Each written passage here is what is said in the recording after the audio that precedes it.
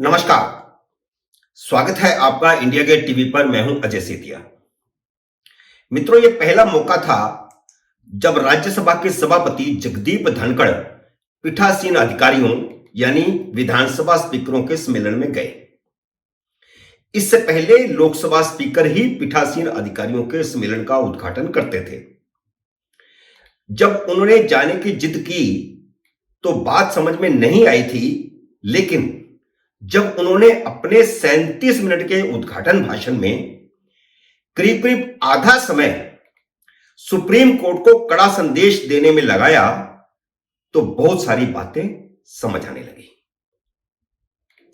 आपको याद होगा कि जब उन्होंने कॉलेजियम की आलोचना करते हुए उसे संविधान की भावना के खिलाफ बताया था, तो 8 दिसंबर को 3 जजों की बेंच ने एक मामले की सुनवाई करते समय जगदीप धनखड़ पर कटाक्ष किए थे। भारत के अटॉर्नी जनरल से इन 3 जजों ने कहा था कि वह जाकर उन्हें सलाह दे कि वह जुबान संभालकर बोले। हालांकि जजों ने इस भाषा का इस्तेमाल नहीं किया था, लेकिन उनके कहने का मतलब यही था। अटॉर्नी जनरल ने निश्चित रूप से ही उपराष्ट्रपति के सामने जाकर इन जजों की बात नहीं कही होगी, क्योंकि प्रोटोकॉल के मुताबिक वह सीधे उपराष्ट्रपति से कोई संदेश नहीं दे सकते। उपराष्ट्रपति सरकार का हिस्सा नहीं होता। लेकिन जजों ने जो बात कहनी थी वह सुप्रीम कोर्ट के मंच से मीडिया के माध्यम से कह दी थी। मुझे तब से ही यह अंदेशा था कि वक्त आने पर जगदीप धनखड़ इसका कड़ा जवाब देंगे। हालांकि जजों के कथन का सही जवाब तो विधायिका को देना है, क्योंकि 2015 में संसद और 16 विधानसभाओं से सर्वसम्मति से पारित राष्ट्रीय न्यायिक नियुक्ति आयोग को सुप्रीम कोर्ट ने ठुकरा दिया था। उपराष्ट्रपति जगदीप धनखड़ ने कॉलेजियम सिस्टम की आलोचना करते हुए संसद के सर्वोच्च होने का मुद्दा उठाया था, लेकिन जगदीप धनखड़ ने पीठासीन अधिकारियों के सम्मेलन का सुप्रीम कोर्ट को जवाब देने के लिए इस्तेमाल किया। यह उचित फोरम था, क्योंकि लोकतंत्र में जनप्रतिनिधियों के मंच यानी विधानसभाएं और संसद सर्वोच्च हो सकती हैं, सुप्रीम कोर्ट नहीं। लोकतंत्र का यही तकाजा है। जबकि सुप्रीम कोर्ट ने अपने कई फैसलों से संसद के बनाए कानूनों को रद्द करके खुद को सर्वोच्च बना लिया। इस पर संसद ने कभी कोई ऐतराज नहीं किया। यहीं से बात बिगड़नी शुरू हुई। जगदीप धनखड़ ने जिस दिन कॉलेजियम की आलोचना की थी, उस दिन भी उन्होंने यही कहा था कि जब सुप्रीम कोर्ट ने संसद में सर्वसम्मति से पारित कानून को रद्द किया था, उस समय संसद में इस पर चर्चा होनी चाहिए थी कि सुप्रीम कोर्ट ऐसा कैसे कर सकती है। यही सवाल उन्होंने पीठासीन अधिकारियों के सम्मेलन में उठाया है, क्योंकि यह विधानसभाओं और संसद की सर्वोच्चता का सवाल है। इतना ही नहीं, अदालतें अब पीठासीन अधिकारियों के अधिकार क्षेत्र में भी दखल देने लगी हैं।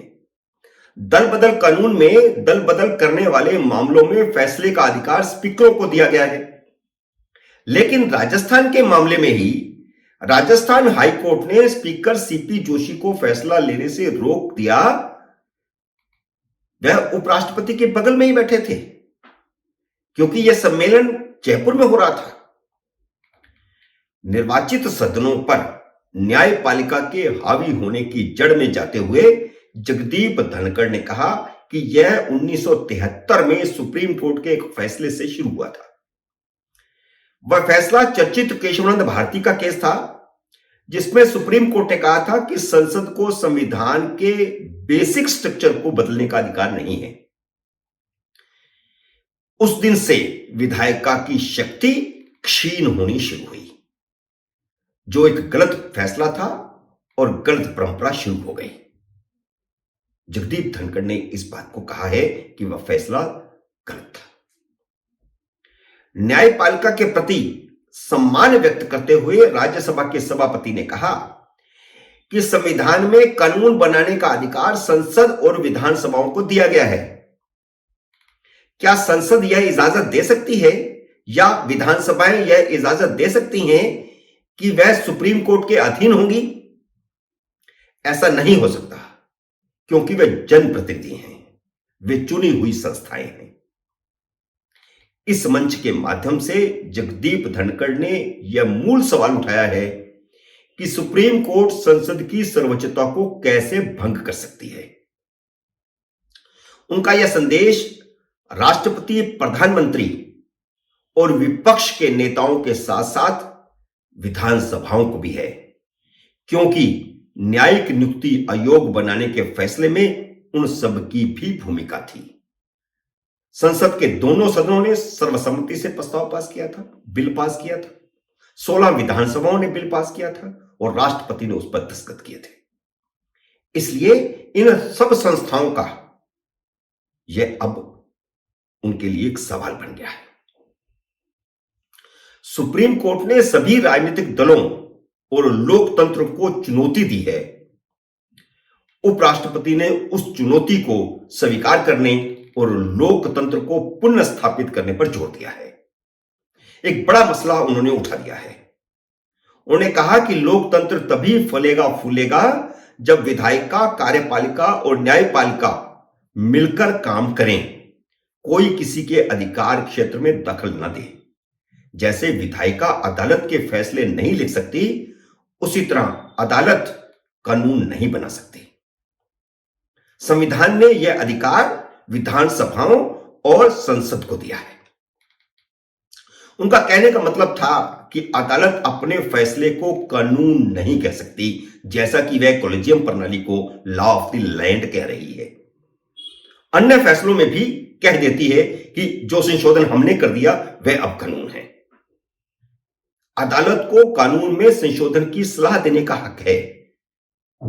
संशोधन संसद या विधानसभाएं ही करेंगी, लेकिन कानून बनाने का हक सुप्रीम कोर्ट को या हाई कोर्टों को नहीं है।